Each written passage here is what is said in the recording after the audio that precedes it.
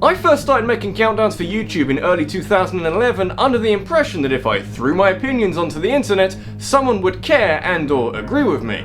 5 years and 99 countdowns later, my aim, my raison d'etre, what is now my job, not a lot has changed. Oh god, has anyone ever watched all of these? If there's one thing that's changed over the last 5 years or so, I like to think that my style of making videos has gone somewhere at least. I mean, I used to make text-based videos, I used to record my vocals on my phone in a hushed, nervous voice. I used to upload videos in 240p because I couldn't tell the difference. So I like to think that in that period of time I've improved what I do. Pity the poor people who watch those older videos. So how to celebrate this? Well, I did think of doing a review, almost a top 10 if you like, of all those 99 countdowns to date, but I don't think I'm narcissistic enough for that, at least not twice in one life. So instead we'll go with something that fits with what got me doing this in the first place. My out-of-control love for games. The good news is that I've been tweaking the order of my favourite games since I've started this channel, so this didn't take long to make. And also, fun fact, I originally set this video aside if I ever wanted to leave YouTube. I'd do this topic as my last video. I guess you're stuck with me now.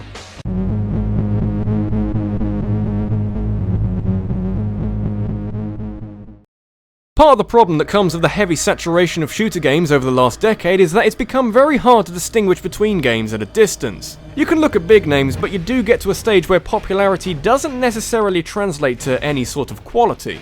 So if you find yourself in this situation and it's bothering you enough that you want to do something about it, the first Modern Warfare game in the Call of Duty series is exactly what you need.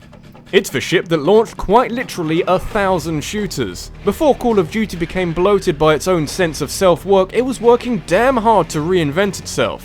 It eventually caught on that people weren't that interested in World War II anymore, and so Call of Duty 4 Modern Warfare took the fight to some angry men in the Middle East and Russia, in a successful attempt to be more relevant. The story is simple, but the way it's handled, with brilliantly composed set plays that leap from scenario to scenario with just enough gameplay variety to keep things interesting, but not too much that it feels like a different game each time, oh, it's so good.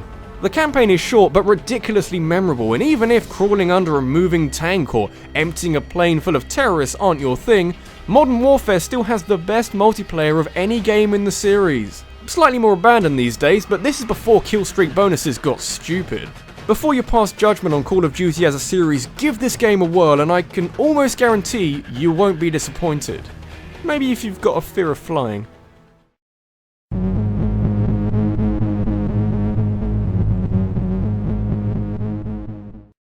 Gaming isn't the cheapest pastime out there. Between buying a console or a high-end PC and the games to go with it, you're going to be making a pretty sizable dent in your wallet, so you want to make sure that you're getting the right kind of content for your money.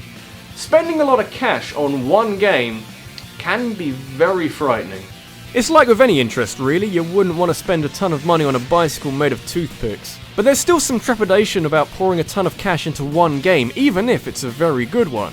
And so, early last year I tried to find a cheap copy of Xenoblade Chronicles, and failed badly.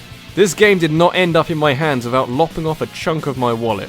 Of course, Nintendo re-released it on the 3DS soon after at a much cheaper price, but fuck them! Thankfully, Xenoblade Chronicles was outstanding and worth every penny I paid for it. The best compliment I can give to this game is that on my first run through, I couldn't find a thing wrong with it. Sure, there are a few stumbling blocks and one boss fight in particular that required some pretty hefty grinding, but everything from the battle mechanics to the massively expansive overworld and, oh god, the characters with British, oh god, give me a everything's so solid, which I'll be honest, I didn't really expect when I heard that Xenoblade Chronicles needed a fan campaign to make it out of Japan. To me, that just sounds like some die-hard fans want some localization. Instead, Nintendo was sitting on one of the best RPGs of modern times and thought that the Western world wouldn't care for it. And apparently it sold better in the West than in Japan.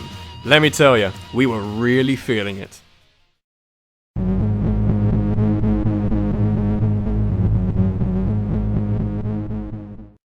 Despite the spectacular success of the Zelda series, taking a trip back to where it all started will give you a glimpse of just how far the franchise has come in 30 years. The first Zelda game has aged as well as raw meat out in the open, and so it can be quite difficult to appreciate the series' origins when it's as unforgiving as this. But there's some good framework here. You can see where and how the franchise took off from this. It's never going to get a remake, but thanks to Binding of Isaac, we're not going to need one. Although, with a beautiful dose of irony, the original Binding of Isaac in just 4.5 years has aged horribly as well.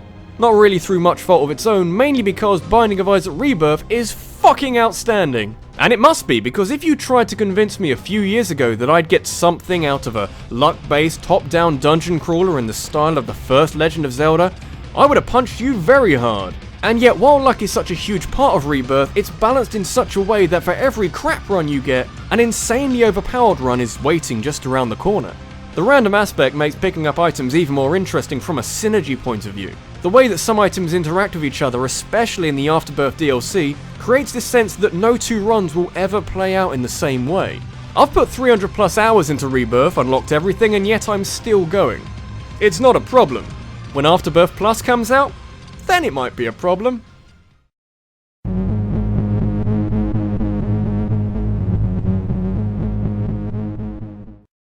I miss Resident Evil. I mean, it hasn't been that long since Resident Evil 6, but that game marked a total departure from the series' origins. Resi 6 wasn't scary, it was just loud. Since 2005, the franchise has been veering away from the fixed camera, traditional horror of the first 3 games, and towards more action-orientated, over-the-shoulder survival horror. It's hard to get a balance between scares and balls-to-the-wall action, as Resi 6 demonstrated so perfectly, but Resident Evil 4 is the creative peak within the series, and for lots of very good reasons. Resident Evil 4 is not one of the best horror games ever made. I find it a little hard to appreciate the pure horror when the odds are stacked so much in your favour, more so than other games. But Resi 4 did become a benchmark for action games, so much so that action games really did look to it for inspiration, and you can trace it back. It's a beautiful thing. I guess we can afford to lose some horror tropes for that. Do you want to know what Resident Evil 4 does better than 99% of games out there today? Fucking pacing. Oh my, I could write essays on how perfectly Resi 4 takes you through the opening stages. I mean, with any horror game, or a game that is sort of using horror aspects, you need to show off what you're supposed to be scared of quite quickly. Resident Evil 4 does this, but it also shows off the differences between itself and its predecessors from the same series, with how the combat has been greatly fleshed out, how enemies can do a whole load of new things, and how the flexible camera lets you play around with how exactly you'd like to dispatch the zombies. Even better, Resident Evil 4 wasn't afraid to veer towards the slightly more ridiculous. While it's hard to be scared of this little angry man, it just serves as a way of lulling you into a sense of security before sending some horrendous creature to rip your face off. Maybe not the best thing that's ever happened to horror games, but action games, they can't thank it enough.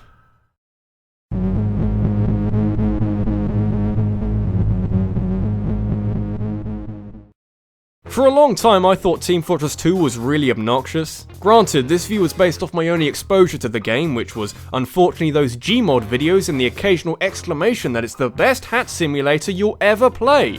It meant that it didn't really appeal to me for the longest of times. But you can't escape it forever. The influence of Gaben is powerful and long-reaching. But I tell you what, there's worse ways to spend 1800 hours. You can talk about the character, the charm that a game like Team Fortress 2 has over its competitors, but even taking it as a game, the way that it's structured makes for an incredibly balanced experience. Each of the 9 classes fit very nicely within the internal food chain of TF2, and a good enough player can dominate a server with any of them. When you unlock a new weapon, it's almost never a straight upgrade on what you started with, so you're never alienating new players just because they haven't got the same unlocks that veterans do. We end up with this very rare scenario where free-to-play doesn't also mean pay-to-win. You can spend money in the store, but you'll only ever be picking up hats and cosmetics, which might inflate your ego to the point where you might start playing better, but they're not supposed to do anything. So not only is Team Fortress 2 one of the best built multiplayer shooters of all time, it also has arguably the best free-to-play model of all time. And these Gmod videos focused on jagged animations and how the spy wants to have butt sex with everything that moves. The internet is a scary place.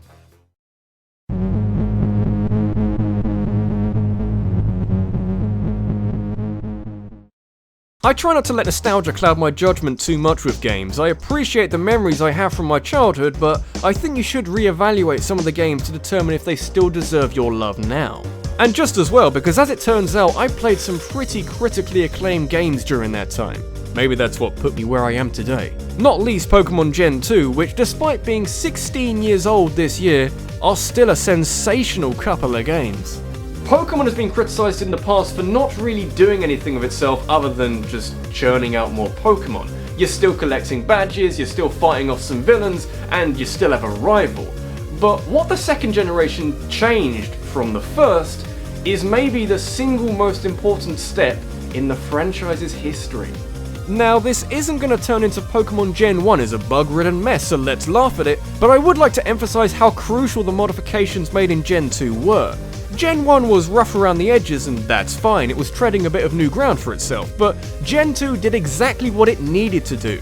Not just in an attempt to fix some of the problems with Gen 1, but to stand out as its own game rather than languishing in the shadow of the viral sensation. Suddenly everything was bigger and better with a bunch more Pokemon to catch and a new region to explore. Hell, even a borderline post-apocalyptical Kanto to roam around. There were new Pokemon types, new battle mechanics, fucking shiny Pokemon, man! But what's even more impressive is that it's done alright for itself in 16 years. Sure, it feels a little old in places, but it has that sort of charming retro feel to it.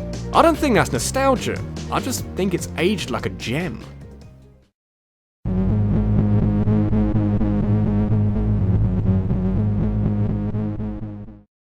If you want a thick atmosphere, you'll tend to go after horror games. Not that only horror games are allowed to have some kind of ambience to them, but I'd say it's the only genre that really needs it.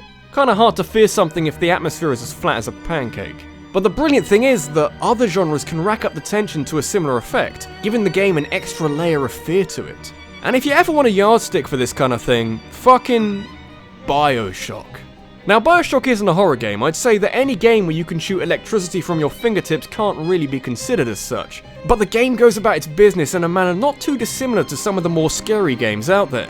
The main focus of the fear isn't actually the enemies. Splicers are a little nasty, but I'd take a roomful of those over the parasites that are abusing fair use on YouTube recently. Instead, Bioshock plays with the fear of the unknown.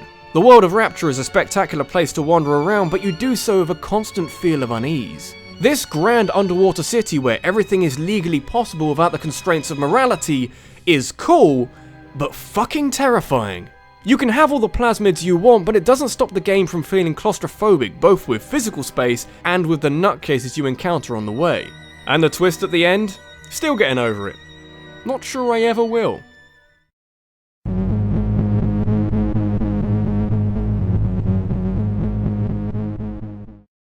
Seven-year-old me liked simple games. Took me a while to get into RPGs, for example, definitely something that I've discovered as I've gotten older. But in my childhood, I definitely prioritised games that I didn't have to think too hard about, which is at least some of the reason why the Game Boy Advance release of Super Mario World spent years in the back of my GBA. You know, Super Mario Bros. On the NES will always stand as Genesis, but Super Mario World is where 2D Mario platforming reached this seemingly unobtainable plane of perfection. If you ever want to make a 2D platformer, you should always use Super Mario World as a rough template. Controls as tight as a drum, a silky smooth difficulty curve, and if you really want to get your money's worth, 96 different exits to find. Not only does Super Mario World hold up brilliantly 26 years later, but I still think it's as good as Mario has ever gotten, 2D or 3D. I don't think there's ever been a game that old that's aged so flawlessly. What makes Super Mario World all the more interesting is that it took a few risks. It made a middle-aged plumber riding a green talking dinosaur who has to travel to places like Donut Plains and Chocolate Land, where he might also find a road made of stars which will maybe lead to a whole load of incredibly difficult levels. This was all made out to be okay. And both 7-year-old me and 20-year-old me loved the shit out of it.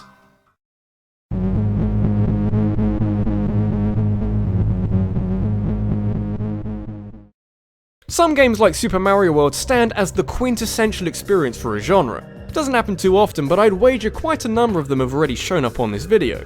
Not to discriminate too much between genres, but for some it's a lot more challenging to tick all the boxes. Simply put, some genres have more boxes that need ticking. Making a platformer that does all it needs to do is one thing, but making an adventure game that gets virtually everything right? They don't happen too often. And when they do, I'll always compare them back to Legend of Zelda Windwaker.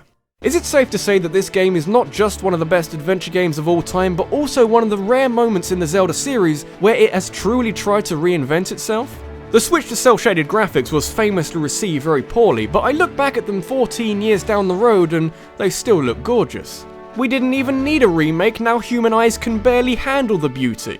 Windwaker in my eyes captured the essence of what an adventure game should be. The story of a little island boy who has unfortunate events and history thrust his way at the age of 12. He sails across a huge ocean, still the subject of some complaints that are unaware that a watery world this big creates a powerful feeling of exploration and a sense that you are, in actuality, very small. The journey from being a child to adulthood is more obvious in Ocarina of Time, but in Wind Waker, it's more deserved. You go through trials and obstacles all using a brilliantly revamped combat system that mould you into the hero the world needs you to be. So by the end of your quest, you feel like you've come a very long way. For me, Wind Waker is, and will always be, what adventure games should be like.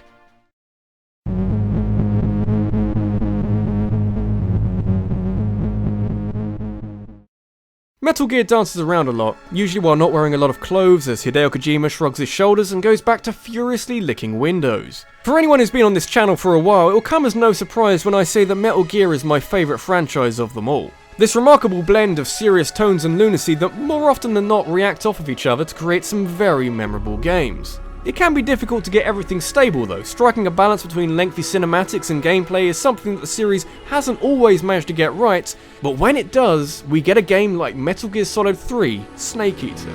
You very rarely get to see a perfect storm, but Snake Eater came at a time when confidence in Metal Gear wasn't as high as it was before. MGS2 wasn't bad, but fans weren't exactly thrilled to be in charge of Raiden for most of the game, so the series went back to the 60s and the wonderful world of Cold War twitchiness. Far less philosophy and more covert espionage to stop the deployment of a nuclear behemoth. Being the starting point of the whole franchise, more people are going to understand that. And yet what I really love, which to be honest might be the reason why it's still at the top of a list like this, is the tone it uses to tell its story. Snake Eater knows exactly when to be serious and to have a moment to really let the emotions flow, and when to be nonsensical and to send a team of superhero soldiers to stop you. It's one thing having two sides to your game, but it's a whole different ballgame being able to have both sides play off of each other. Being exposed to the more bizarre moments in Snake Eater leaves you more vulnerable for when the heavy-hitting drama comes later. It all means that when you're not indulging yourself in Snake Eater's massively detailed gameplay, you've got one of the best stories ever written waiting in the next cutscene. The cutscenes might be long, but it's the kind of story and game in general that you'll never forget. This has been RabbidLuigi, and the death of Metal Gear last year at the hands of Konami was a sad moment, but it might just mean that the series won't become stale or overstay its welcome. My stance of this kind of stuff has always been to look back and appreciate what we had during that time. It was pretty good. You don't mourn the death, you celebrate the life.